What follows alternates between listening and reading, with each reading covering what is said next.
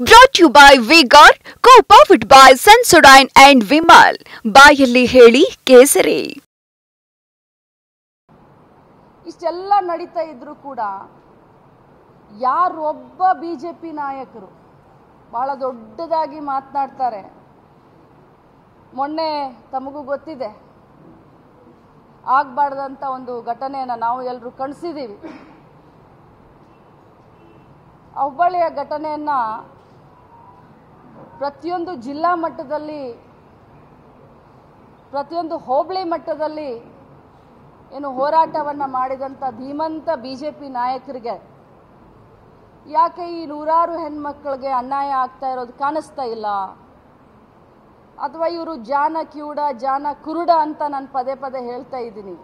ಆ ರೀತಿ ಇವರು ಅದನ್ನು ಮುಚ್ಚಲಿಕ್ಕೆ ಏನಾದರೂ ಹೋಗ್ತಾ ಇದ್ದಾರಾ?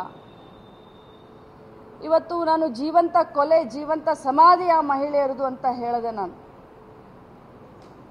ನಾನು ಮಾಧ್ಯಮದವ್ರಿಗೂ ಎಲ್ಲರಿಗೂ ರಿಕ್ವೆಸ್ಟ್ ಮಾಡ್ತೀನಿ, ಮತ್ತು ಸಮಾಜದ ಎಲ್ಲರಿಗೂ ಕೂಡ ಯಾರು ಸೋಷಿಯಲ್ ಮೀಡಿಯಾದಲ್ಲಿ ಒಂದು ವಿಡಿಯೋಗಳನ್ನು, ಈ ತುಣುಕುಗಳನ್ನು ಯಾರು ಹರಿಬಿಡ್ತಾ ಇದ್ದಾರೆ, ಒಬ್ಬ ರಾಜ್ಯದ ಮಹಿಳಾ ಮತ್ತು ಮಕ್ಕಳ ಕಲ್ಯಾಣ ಸಚಿವೆಯಾಗಿ ಹೇಳಲಿಕ್ಕೆ ಬಯಸ್ತೇನೆ, ಈ ರೀತಿ ಮಾಡೋಕ್ಕೆ ಹೋಗಬೇಡಿ. ಇದು ಸಮಾಜದ ಸ್ವಾಸ್ಥ್ಯವನ್ನು ಕೆಡಿಸುತ್ತೆ.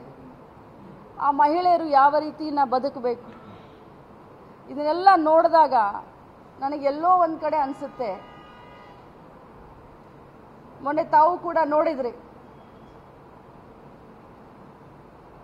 ಜಗದೀಶ್ ಶೆಟ್ಟರ್ ಅವರು ಬಹಳಷ್ಟು ಹೋರಾಟ ಮಾಡಿದ್ರು. ಅದಕ್ಕೆ ತೋರಿಸಿದಂಥ ಆಸಕ್ತಿಯನ್ನ ಜಗದೀಶ್ ಶೆಟ್ಟರ್ ಅವರು ಯಾಕೆ ಈ ಒಂದು ಪ್ರಜ್ವಲ್ ರೇವಣ್ಣ ಕರ್ಮ ಕಾಮ ಕಾಂಡಕ್ಕೆ ಯಾಕೆ ತೋರಿಸ್ತಾ ಇಲ್ಲ? ನೂರಾರು ಮಹಿಳೆಯರು, ನಮ್ಮ ಕರ್ನಾಟಕ ರಾಜ್ಯದ ಹೆಣ್ಮಕ್ಳು ಈ ರೀತಿ ಮಾನ ಮರ್ಯಾದೆ ಹರಾಜಾಗ್ತಾ ಇದೆ ಒಂದು ವಿಕೃತ ಕಾಮಿಯ ಒಂದು ಆಟಕ್ಕೆ ಅನ್ನೋದನ್ನ ಯಾಕೆ ಮಾತನಾಡ್ತಾ ಇಲ್ಲ? ಯಾಕೆ ಮೌನ ವಹಿಸಿದ್ದಾರೆ? ಮೊನ್ನೆ ನಮ್ಮ ಕ್ಷೇತ್ರದ ಒಬ್ಬ ಮಾಜಿ, ಸರ್ ಬನ್ನಿ ಇಲ್ಲೇ ಬಂದ್ಬಿಡಿ, ಒಬ್ಬ ಮಾಜಿ MLA ನನ್ನ ಬಗ್ಗೆ ಹಗುರವಾಗಿ ಮಾತನಾಡಿದಂಥ ಸಂದರ್ಭದಲ್ಲಿ ಪಕ್ಕದಲ್ಲೇ ಕುಳಿತಂಥ ಮಂಗಳಾಕ ಅಂಗಡಿಯವರಾಗಲಿ, ಈ ರಾಜ್ಯದ ಮಾಜಿ ಮುಖ್ಯಮಂತ್ರಿಗಳಾದಂಥ ಜಗದೀಶ್ ಶೆಟ್ಟರ್ ಅವರಾಗಲಿ ತಲೆ ಆಡಿಸಿ ನಕ್ಕರು. ಒಬ್ಬ ಮಹಿಳೆಗೆ ಅಪಮಾನ ಮಾಡಿದಂಥ ಅವ್ರದೇ ಪಕ್ಷದ MLA ಇವತ್ತು ಆ ಪೌರುಷ ಯಾಕೆ ಸಂಜಯ್ ಪಾಟೀಲ್ ಅವ್ರ ಹತ್ರ ಬರ್ತಾ ಇಲ್ಲ? ಯಾಕೆ ಅವರು ಇಂಥ ಒಂದು ನೀಚ ಕೃತ್ಯವನ್ನು ಖಂಡಿಸ್ತಾ ಇಲ್ಲ? ಇವತ್ತು ಭಾರತ ದೇಶದಲ್ಲಿ ಮಹಿಳಾ ಆಯೋಗ ಇದೆ.